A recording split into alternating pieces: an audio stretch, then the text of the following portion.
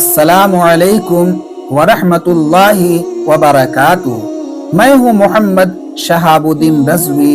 उम्मीद के आप तमामी लोग अल्लाह रब्बुल इज़्ज़त के फज़ल व करम से बहुत अच्छे होंगे। प्यारे इस्लामी भाइयों, अगर आप ज़ोहर की नमाज पढ़ने का इरादा रखते हैं और नमाज ज़ोहर पढ़ने के लिए आप खड़े हो गए, मगर नियत करने में जुबान से नमाज ज़ोहर के बजाय लफ्ज़ असर निकल जाए, तो आपकी जो नमाज होगी वो ज़ोहर की नमाज होगी या फिर आपकी नमाज असर की मानी जाएगी। इसलिए कि ऐसा कभी कभी इत्तेफाक हो जाता है कि इंसान जब नमाज के लिए खड़ा होता है तो जिस नमाज के लिए आदमी खड़ा होता है वो नमाज के बजाय दूसरी नमाज की नियत जुबान से निकल जाती है।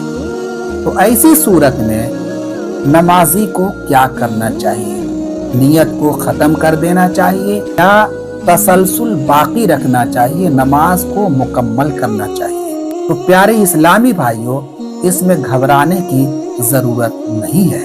नियत दिल के इरादा को कहते हैं, लिहाजा जब दिल में ज़ोहर की नमाज पढ़ने का इरादा हो और ज़ुबान से लफ्ज़ असर निकल जाए तो आपकी जो नमाज होगी वो नमाज ज़ोहर ही अदा होगी। उसी तरह से अगर मान लिया जाए कि अगर आप फ़र्ज़ पढ़ने का इरादा रखते हो मगर भूल करके ज़ुबान से सुन्नत निकल जाए तो आपकी नमाज सुन्नत की नहीं होगी, बल्कि आपकी जो नमाज होगी वो फ़र्ज़ ही होगी। इसलिए कि आपने इरादा पहले से ये किया है कि हम नमाज ज़ोहर का फ़र्ज़ पढ़ने जा रहे हैं, और अगर ज़ुबान से सुन्नत निकल जाए तो ज़ुबान का कोई एतबार नहीं है, बल्कि नियत दिल के इरादा को कहा करते हैं। तो अगर आपका दिल में ये इरादा था कि हम नमाज ज़ोहर के लिए जा रहे हैं फ़र्ज़ पढ़ने के लिए, तो आपकी जो नमाज होगी वो नमाज ज़ोहर की फ़र्ज़ ही मानी जाएगी।